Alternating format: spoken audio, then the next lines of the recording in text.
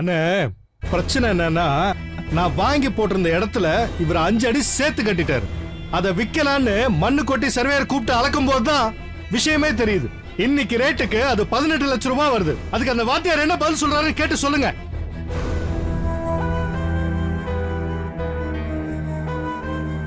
என்ன வாத்தியார, அவர் சொல்றது நியாயமா தான் இருக்கு. உங்க முடிவை சொன்னீங்கன்னா சீக்கிரம் பஞ்சாயத்து பேசி முடிக்கலாம். அண்ணே தப்பு என் பக்கம்தான். ஒரு 5 அடி தள்ளி கட்டிட்டேன். 3 மாசம் டைம் கொடுத்தீங்கன்னா பணத்தை எப்படியாவது ரெடி பண்ணி கொடுத்துருவேன். சார் என்னோட இடத்துல வீட்டை கட்டிட்டு டைம் வேற கேப்பீங்களா? ஏன் பிரச்சனை எனக்கு தான் சார் தெரியும். இன்னும் 10 நாள்ல பணம் வரல அவ்வளவுதான். இருப்பா ஏப்பா நீயே பேசிட்டு இருக்கிறதுக்கு நாங்களும் அதுக்கே வந்திருக்கோம். ஏம்பா இது என்ன வேணும்னு நடந்தது? வாத்தியார் ஊருக்கே உதவி பண்றவரு அவர் இப்படி எல்லாம் செய்வாரா? என்ன பேசி நிக்கிறீங்க ஆளுக்கு ஒன்னா குடிக்கின்னு?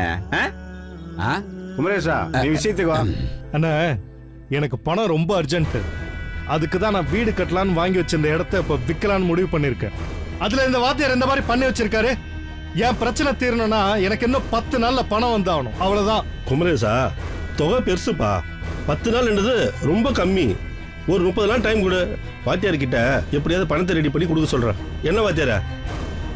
குமரேசனுக்கு 30 நாள்ல பணத்தை ரெடி பண்ணி கொடுத்துருங்க. என்ன குமரேசா? சரிங்கண்ணே, உங்க பேச்ச மீறி வாத்தியார் எதுவும் சாக்கு போக்கு சொல்லக்கூடாது. அவ்வளவுதான். டேய் வாங்கடா.